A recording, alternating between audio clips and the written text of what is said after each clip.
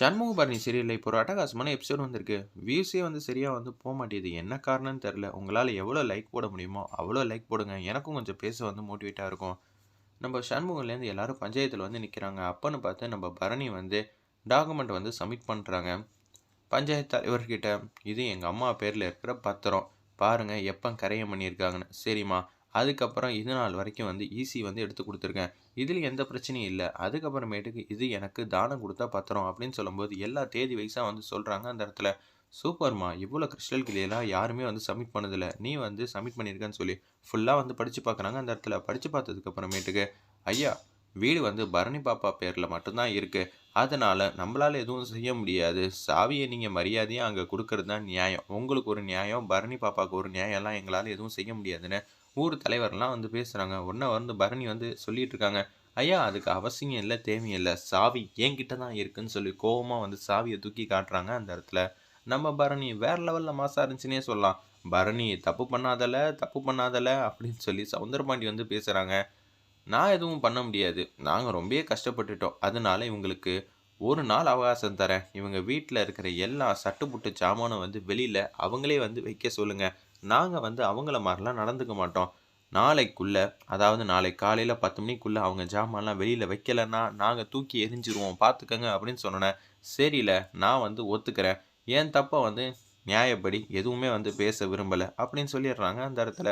உடனே வந்து அப்பா வேற வழி இல்ல. நம்ப அந்த வீட்ல தான் தங்கணும். அந்த வீட்லேருந்து வெளியில வந்து வேற ஏதாவது வீட்ல தங்குனா நம்மள அசிங்கப்படுத்திருவாய்ங்க, அவமானப்படுத்திருவாய்ங்க. இதெல்லாம் தேவையா? விட்டு குடுத்து தான் போணும். நாங்க புகார வாபஸ் வாங்கிக்கிறோம் அப்படின்னு சொல்லிடுறாங்க நம்ம முத்துப்பாண்டி. அது மட்டும் இல்லாம அந்த வீட்டையும் வந்து குடுத்துடுறோம். இனிமேட்டு அவங்க பிரச்சனைக்கே போமாட்டோம். வைகுண்டம் உன் வீட்ட நீயே வச்சுக்க. பணத்தையும் தர வேணாம். வீட்டையும் நீயே வச்சுக்க அப்படின்னு சொன்னோனே, பரணி இதான் நியாயம். சாவிய திருப்பி எங்க வீட்லயே வந்து குடுத்துரு. ஐயா இவங்க சொன்ன மாரி நடந்தா சந்தோஷம் தான். ஆனா அதுக்குன்னு அப்படியெல்லாம் விடலாம் முடியாது. என்ன நினச்சிட்டு இருக்காங்க? நாங்க ரொம்ப அசிங்கப்பட்டு போயிட்டோம். ஊர் பார்க்குற வரைக்கும் எல்லா ஜாமானையும் எடுத்து வச்சாங்கல்ல, அவங்க 2 பேரும் சேர்ந்து தான் எல்லா ஜாமானையும் வந்து திருப்பி வீட்டுக்குள்ள வைக்கணும்.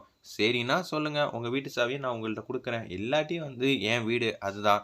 இதுதான் வந்து இங்க பஞ்சாயத்துலயும் தீர்ப்பா சொல்லியிருக்காங்க. என்ன செய்வீங்களோ செஞ்சுக்கங்கன்னு சொன்னோனே, சரி நான் வீட்டுக்கு வரேன். எல்லா ஜாமானையும் எடுத்து வைக்கிறேன்னு சொல்லி கார்ல வந்து மாசா வந்து நிக்கிறாங்க அந்த இடத்துல. சவுந்தரபாண்டியனும், முத்துப்பாண்டியனும். சனி அண்ணன் வந்து பின்னாடி வந்து உட்காந்துட்டு இருக்காங்க. ஏய் சன்யா நீ என்ன பண்றன்னா, எல்லா சாமானையும் எடுத்து உள்ள வச்சுரு. அம்புட்டு சாமானையும் நான் மட்டுமா உள்ள எடுத்து வைக்கணும்? ஏய் அங்கங்க வைடா. இல்ல ஹால்லயே வச்சுர்றா. உள்ள வந்து ரொம்ப அரேஞ்ச் பண்ணிட்டுலாம் இருக்க வேணாம். கன்னா பின்னான்னு தூக்கி எறிஞ்சிட்டு வந்துட்டே இரு. சரியா? அப்படின்னு சொல்றாங்க. வரப்போ வந்து சாவிய வாங்கிட்டு வந்துரு. ஒரு நிமிஷம் நில்லு. இது அவங்க வீட்டு சாவி. வரப்ப பரணிகிட்டேருந்து நம்ம வீட்டு சாவிய வாங்கிட்டு வந்துருன்னு சொல்லிட்டு, அந்த இடத்துல வந்து கேஷுவலா வந்து உட்காந்துட்டு இருக்காங்க. உடனே வந்து சனி அண்ணன் மட்டும் ஜாமான் எடுத்து உள்ள வைக்கலான்னு இருக்கிறப்ப, மாசா ஒரு நீளமான பொருள சண்முகம் எப்போதும் வந்து கையில வச்சுக்கிட்டு இருக்காருல்ல, அத வந்து காட்டுறாங்க. மரியாதையா ஓடி போயிடு. நானே எடுத்து வச்சர்றேன். கொஞ்சம் அவகாசம் ஆகும். எங்களுக்கு வேலை வெட்டி இல்லன்னு நெனச்சியா? நீயாடா ஜாமான எல்லாத்தையும் எடுத்து வெளில வச்ச? அவங்கள மரியாதையா வர சொல்லு. இல்லன்னு வச்சுக்கயேன், நான் தொலைச்சுப்புடுவேன் தொலைச்சு. ஐயாவும், சின்னையாவும் ரொம்பவே வந்து இந்த மாரி வேலையெல்லாம் செய்யலாம் பழகுனதில்ல. ஜாமான எடுத்து வைக்கப்போ மட்டும் ரொம்பவே சந்தோஷமா இருந்தாங்க. எங்க அப்பாவெல்லாம் கீழலாம் புடிச்சு தள்ளி விட்டப்ப, ரொம்ப ஹேப்பியா இருந்தாங்க. இத நான் அப்படியே விட்டுருவேனா? அப்படின்னு சொல்றாங்க நம்ம சண்முகம். மரியாதையா நீ போல, அதுக்கப்புறம் என்ன செய்வேன் தெரியுமா? அப்படின்னு சொல்லி அந்த பொருள எடுத்து காட்டுனோனே, குடுகுடுன்னு ஓடுறாங்க அந்த இடத்துல. ஐயா, நீங்க தான் எல்லா பொருளையும் எடுத்து வைக்கணுமா? இல்லாட்டி சாவி தரமாட்டாங்களாம். இன்னும் ஒரு 10 நிமிஷத்துல நீங்க வந்து இறங்கலன்னா, அவங்க எல்லாரும் அந்த வீட்டுக்கு வந்து ஷிஃப்ட் பண்ணிருவாங்களாம். இப்ப என்னய்யா நம்ம பண்ண போறோம்? அப்படின்னு சொல்லி கேட்கறாங்க அந்த இடத்துல. நம்ப சனி அண்ணன், என்னய்யா வரப்போறீங்களா? இல்லையா? வரலன்னா அப்புறம் அவ்வளதான்னு ஊர் தலைவர்லேருந்து எல்லாரும் வந்து பேசுறாங்க. எங்களுக்கு என்ன வேலை வெட்டி இல்லன்னு நெனச்சீங்களா? அப்படின்னு சொல்லி கேட்டோனே, உடனே அவங்களுக்கும் என்ன பண்ணணும்? ஏது பண்ணணும்? சுத்தமா தெரியல. சவுந்தரபாண்டிக்கும். அப்படியே வந்து யோசிச்சுட்டே இருக்காங்க. ஒரு பக்கம் பரணி வந்து கடுப்பாயிட்டாங்க. சரி நம்ம எல்லாம் அந்த வீட்டுக்கு போ வேண்டியதுதான். இனிமேட்டு வேற ஆப்ஷன் இல்ல, வழியும் இல்ல. நீங்க இறங்கலன்னா அதான் நடக்க போதுன்னோனே இறங்குறாங்க. உடனே கேட்குறாங்க அங்க இருக்கிறவங்கலாம். வேலை செய்ய தானே வந்திருக்க. அதுக்கு என்ன கார்ல வந்து பந்தாவா வந்து உட்காந்துக்கிட்டு இருக்க. போய் எடுத்து வையா. நீ 2 மணி நேரம் எடுத்து வைக்கிற வரைக்கும் நாங்க உன் பக்கத்திலேயே வந்து நின்னுட்டு இருக்கணுமா? 1/2 மணி நேரம் தான் அவகாசம். அதுக்குள்ள எல்லா ஜாமானையும் எடுத்து வைக்கணுன்னோனே, பெஞ்ச் வந்து ஒரு பக்கம் வந்து சவுந்தரபாண்டியனும், முத்துப்பாண்டியனும் தூக்கிட்டு அப்படியே வந்து உள்ள வந்து வைக்கிறாங்க.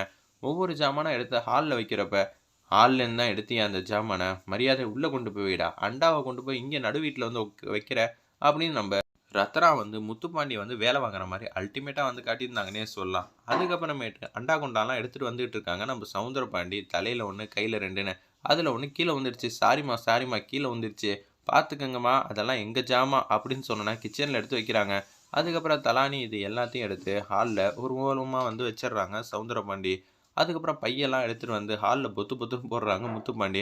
இது எல்லாம் இங்க தான் இருந்துச்சா? ரூம்ல கொண்டு போய் மரியாதையா வையின்னு செல்லக்கனி வந்து சொல்றாங்க. இத கேட்டோனே, இவெல்லாம் நமக்கு பஞ்ச் டயலாக்கு கவுண்டர்லாம் குடுக்குற மாரி ஆயிப்போச்சேங்கிற மாரி ரொம்ப கேவலமா வந்து யோசிச்சுட்டு, அப்படியே அங்கேருந்து வெளில வந்து வராங்க. வெளில வந்ததுக்கப்புறம், எல்லா ஜாமானையும் எடுத்து குடுத்தாச்சு. வீட்டு சாவிய குடு. கேட்டா உடனே குடுத்துருவேனா? அப்படின்னு சொல்லி பரணி வந்து கேட்குறாங்க.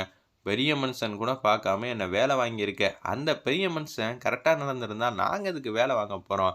அப்படின்னு சொல்றாங்க. நீ சொன்னபடி நான் செஞ்சுட்டேன். சாவி குடுக்கறது தான் நல்லது அப்படின்னு சொல்லும்போது, கரெக்ட்டு தான். அத உங்க ஐயா வந்து கேட்கணும் அப்படின்னு சொல்லி, அந்த இடத்துல வந்து பேசுறாங்க நம்ம பரணி. உடனே வந்து சௌந்தரபாண்டியனும் அதே மாரி வந்து கெஞ்சுறாங்க. அந்த இடத்துல உடனே வந்து சாவி வந்து குடுத்துட்டாங்க. தூக்கி விட்டெறியறாங்க. சௌந்தரபாண்டி வந்து கேட்ச் பண்ணிட்டாங்க. இங்கேருந்து போன வேகத்துக்கு எசக்கி மேலயும், அம்மா மேலயும் ஏதாவது சின்னதா வந்து பிரச்சனை வந்துச்சுன்னு கேள்விப்பட்டோம். அதுக்கப்புறம் அந்த வீடு என் பேர்ல தான் இருக்கு. பார்த்துக்கங்க அப்படின்னு சொல்லிட்டு, மாசா வந்து வீட்டுக்கு வந்து போறாங்க. நம்ம சௌந்தரபாண்டி, முத்துப்பாண்டி, பாண்டியம்மா 3 பேர் அங்க வந்து நின்னோனே, "இன்னைக்கு இருக்கு அவளுக்கு" அப்படின்னு சொல்லிட்டு, "ஏய் பாக்கியம் என்னடி பண்ணி வச்சிருக்க? ஏன்டி வந்து சொத்தெல்லாம் வந்து எழுதி குடுத்துருக்க?" அப்படின்னு சொல்லி பாண்டியம்மா பேசுறாங்க. "நீங்க யார் இத பத்திலாம் பேச? இது அவரோட உழைப்பு. அவரோட மனைவியா இருந்து நான் வந்து எங்க பொண்ணுக்கு எழுதி வச்சிருக்கோம். நீ தலையிட உனக்கு உரிமையே கிடையாது. அக்கா விடுக்கா நான் பார்த்துக்கிறேன்னு" சொல்லி சௌந்தரபாண்டி வந்து கேள்வி மேல கேள்வியா வந்து கேட்குறாங்க அந்த இடத்துல. அப்பன்னு பார்த்து, "ஏங்க என்னமோ வந்து என் பொண்ணுக்கு எழுதி குடுத்தேன்னு சொல்றீங்க. நம்ப பொண்ணுக்கு தானே எழுதி குடுத்தேன். எல்லா சொத்தையும் வந்து முத்துப்பாண்டிக்கே எழுதி குடுத்தா என்ன? அதனால தான் கொஞ்சோண்டு ஒரு % அவளுக்கு வீட்ட வந்து எழுதி குடுத்தேன். நம்மகிட்ட எத்தன கோடி ரூவா சொத்து இருக்கு. சாதாரண வீடு தானே எழுதி குடுத்தேன். இதுவும் என்ன அரண்மனை போல தான் வீடு இருக்கு. எந்த பிரச்சனையும் இல்ல. இன்னும் ஏகப்பட்ட சொத்தெல்லாம் வந்து குடுக்க வேண்டியதெல்லாம் இருக்கு" அப்படின்னு சொல்லிர்றாங்க அந்த இடத்துல. பாக்கியம் வந்து பேசுற மாரி காட்டுறாங்க அந்த இடத்துல. உடனே வந்து முத்துப்பாண்டி வந்து கடுப்பாயிட்டாங்க. "எல்லாத்தையும் அவள்ட்ட குடுத்துருவியாம்மா? இதெல்லாம் ரொம்பவே தப்பும்மா. இந்த வீட்ட போய் குடுத்துருக்க. இந்த வீடு எனக்கு தாம்மா வர வேண்டியது. என்னடா எல்லா சொத்தும் வந்து நீயே எடுத்துட்டு போலான்னு பார்க்குறியா? நிச்சயம் இதெல்லாம் நான் விடமாட்டேன்" அப்படின்னு சொன்னோனே, "அவளுக்கு தான் நல்லபடியா வந்து படிக்க வச்சிருக்கோம். உன்னொன்னு நல்லா கல்யாணம் பண்ணி வச்சிருக்கோமே." "ஆமா 500 பவுன் போட்டு ஊர கூட்டி கல்யாணம் பண்ணி வச்சிருக்கீங்க. ஏதோ ஒண்ணு நடந்துருச்சா வாழ்க்கையில, நல்ல பையனா பார்த்து அமைஞ்சிருச்சு. அது வேற விஷயம். ஆனா நீங்க என்னடா செஞ்சிருக்கீங்க பரணிக்கு? நீ படிச்ச செலவோட பாதி அளவு தான் வந்து பரணிக்கு வந்து செஞ்சிருக்கோம். தேவையில்லாம பேசுறவள வச்சுக்காத முத்துப்பாண்டி" அப்படின்னு சொல்லி கன்னா பின்னான்னு திட்டுனோனே, அப்படியே அமைதியாயிடுறாங்க. உடனே கடுப்பாயிட்டாங்க நம்ம சௌந்தரபாண்டி. அடிக்கலாம்னு சொல்லி கிட்டக்க போறப்ப, சிவபாலன் வந்து தடுக்குறாங்க. "எங்க? எங்க அம்மா அடி பார்ப்போம். நான் முன்னாடி வந்து நிக்கிறேன். நான் இருக்கிற வரைக்கும் இதெல்லாம் நடக்குமா?" "டேய் சும்மான்னு இருல. நீ எதுக்குல உங்க அப்பா கிட்ட வந்து மல்லு கட்டிட்டு இருக்கன்னு?" பாக்கியம் வந்து கேட்குறாங்க. "ஏதாவது அடிச்சாருன்னா பஞ்சாயத்த வந்து கூட்டிட மாட்டேனா?" அப்படின்னு சொல்றாங்க. "அப்பா தேவையில்லாம பிரச்சனை பண்ணாதப்பா. ஆல்ரெடி வந்து நான் எசக்கிய அடிச்ச ஒரு வீடியோ வச்சிருக்கா. அவங்க வீட்லேருந்து எடுத்த பொருளும் வந்து அதுக்கும் ஒரு வீடியோ வந்து வச்சிருக்கா. வீட்ட விட்டு தொரத்துனதுலேருந்து. இந்த 2 வீடியோ வச்சு பரணி வந்து ஏதாவது பண்ணி விட்டுற போறா. சொல்லிட்டு தான விட்டா. தேவையில்லாம பிரச்சனை பண்ணாத." "டேய் என்னடா சொல்ற? அப்பனா இந்த வீடு வந்து அவளோடதாடா. கஷ்டப்பட்டு கட்டுன வீடுடா. அவளுக்கு குடுத்துருந்தாலும் பரவால்ல. நான் வந்து கல்யாணம் பண்ண சொன்ன மாப்பிள்ளைய கல்யாணம் பண்ணியிருந்தா, இத விட நெறையாவே செஞ்சிருப்பேன். ஆனா, எனக்கு புடிக்காத பையன வந்து கல்யாணம் பண்ற மாரி சிச்சுவேஷன் வந்து அமைஞ்சிருச்சு பரணிக்கு. அதனால எப்புட்றா நான் இவ்ளோ பெரிய வீட்டெல்லாம் அவ பேர்ல எழுதி குடுக்க முடியுங்கிற மாரி ஆதங்கப்பட்டு பேசுறாங்க. "அப்பா கொஞ்ச நேரம் அமைதியா இருப்பா. திருப்பி ரோட்லலாம் நிக்க முடியாதுன்னு" சொன்னோனே, "இப்ப என்ன அவ பேர்ல தான் வீட்ல வந்து இருக்கு. இருப்பினும் நம்ப தானே அந்த வீட்ல வந்து இருக்கோம். சும்மானு இருப்பா" அப்படின்னு சொல்லி முத்துப்பாண்டி வந்து ரொம்ப பயந்துகிட்டு பேசுறாங்க. "பயந்துட்டல்லடா! அவ ஜெயிச்சுட்டா இல்லடா! நம்ப தோத்து போயிட்டோம்ல. என் மூஞ்சில யாரும் முழிக்காதீங்கன்னு" சொல்லி சௌந்தரபாண்டி மட்டும் போற மாரி காட்டுறாங்க. வேற லெவல்ல மாஸா இருந்துச்சுன்னே சொல்லலாம் இன்னைக்கான எபிசோட்.